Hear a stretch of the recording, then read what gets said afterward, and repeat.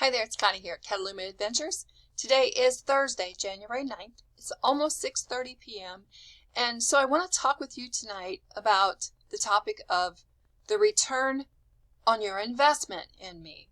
I am a grandmother who's been on Social Security disability for many, many years.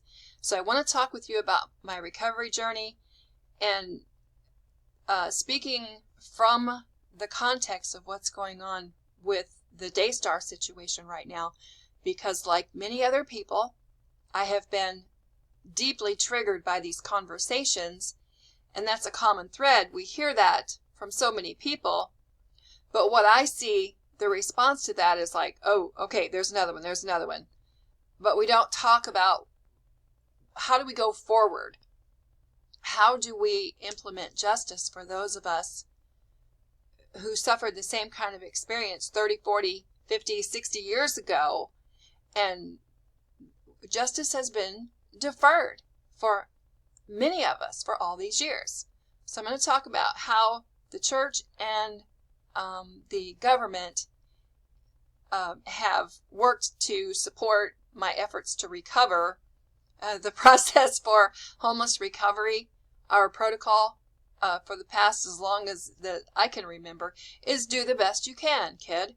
I lived that experience in years of just personal experience. It was ugly. And so that's why I'm here, to talk about those issues with you. And what you need to know is that I'm now 68. The issues for me began at 5. So there's years of injury. Didn't stop until I was 17. And then I had the years of young adult life and the traumas and dramas that followed me into young adulthood and my work life. Everything was impacted. And there was, I forget the lady's name, Laura Lynn Tyler Thompson was interviewing, I believe it was Vanessa. And she said that for those of us who suffered that kind of injury early on, that it's a life sentence. And it absolutely is. Now, I'm feeling pretty detached from emotion of this tonight. Hallelujah. Right now, hallelujah. If you go to the playlist on my YouTube channel, Triggered by Daystar, you will see, I think there's about 4 videos there right now. And I started sharing from the time that Laura Lynn made her announcement that her ministry was leaving Daystar. I began to respond and to share little tidbits at that time. So the triggering for me escalated. It got really bad there for a while because it all happened through Thanksgiving and Christmas. And those are typically big trigger times for me because of timeline. And those holidays are difficult for people who have been through trauma. So now today, we are several more weeks into the situation.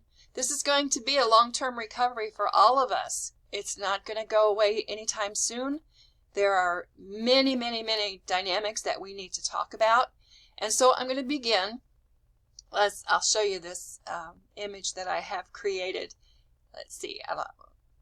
I'm not an expert yet at toggling in and out with my camera, so let me see what I get here. Hooray, got it. All right, so these are some of the topics that I want to talk with you about. And then the names that you see highlighted in the light green, those are the names of people who have spoken about this situation that have been very triggering for me in the past few weeks. There are terms and things that have been said by each of these people.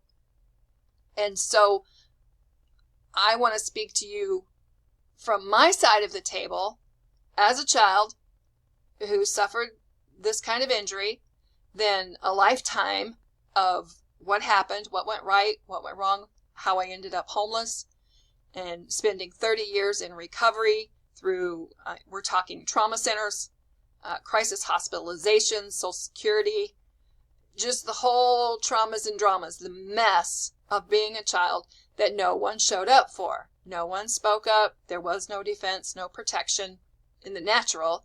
Jesus was with me the entire time. I'm going to tell you about that too. because he's amazing. He's the reason I'm still here. I tried several times to commit suicide. So we have a lot of detail to talk about. And for those of you who are currently experiencing homelessness, or you are also being triggered by these conversations, I especially want to invite you to listen in. And I know that many of you are going to be shaking your heads. Yep, that it was like that for me too.